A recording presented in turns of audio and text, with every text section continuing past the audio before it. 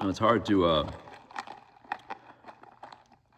talk about topics like suicide, overdose, and stuff like that. And then when a celebrity passes as a result of overdose, whether it's accidentally or not, it comes back into our we become more aware of it again. Hayden Panettiere passed last week, I think it was, and that kind of stuff. It hits home, right? Because all of us know somebody like that, and like these conversations are hard to have. I just had recently had a talk with somebody about pastors and how the percentage of pastors who commit suicide have gone up over the years. And everything pastors have to do, and they exhaust themselves, and they're kind of put on a pedestal, so they kind of like feel like sometimes they have to hide to a degree. And there's just a lot going on there, and hard to have those conversations, but we have to have them, And man, these red flags will pop up, and we'll just kind of ignore them. Sometimes we don't notice them in other people, but we should notice them in our own lives. Exhaustion is one, grief is another one, loneliness. Those are three big ones. There's probably more, but off the top of my head, those are the big ones. And I always say grief is sneaky.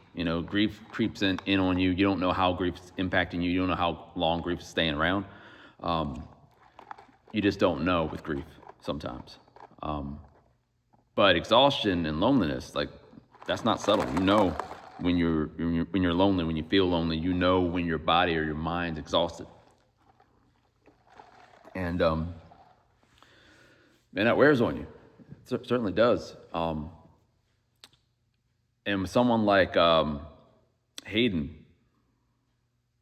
I can't imagine, like, someone who's famous. For someone who's famous, like, it's added layer of stress, right? Everything going on inside of you, and like it's hard to deal with it like a normal person, because in a way you're not, because you're a big time celebrity. People recognize you all over the place. So, like, I don't know. Taking breaks, I think, is the best thing that we can do when it comes to stuff like this. When it comes to dealing with things on the inside of us, and it seems like so simple, but we don't do it enough. Like, I have some scheduled breaks daily, and I have my alarm set for them. But most of the time, I ignore them. I'm like, I'm good, I'm fine, and I don't take the break. Sometimes we do that with, like, time off, whatnot. Like, you get time off, but do you spend it taking care of yourself? You might spend it working. You might spend it working in the yard or something like that. Now, sometimes that can be therapeutic. Other times, you really need a break, right? We have breaks. We have, like, planned breaks for throughout our work day, or if you need a smoke break.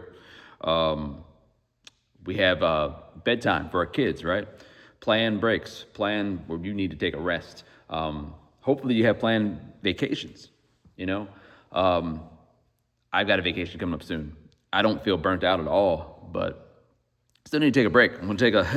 I need to just relax, just exist for a little bit, because I'm always so busy. And if we're always so busy, when can we stop and realize and kind of acknowledge the things that are going on the inside of us, and say, hey, maybe I really need to talk to somebody, or maybe I need to change this or that about my life, or all kinds of things. But we never noticed if we're always going and going and going. So that's really it today, is take your breaks, encourage other people to take breaks. Don't think that you got it. Even if you don't feel burnt out, take it. You know what I'm saying? If you notice some red flags in other people's lives, if you notice that someone else is exhausted, or that emotionally maybe, or you notice that someone else is really dealing with something heavy, and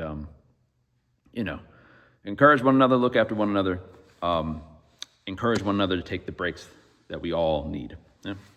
And man, let's talk things out. Let's not hold everything inside. Let's help each other out.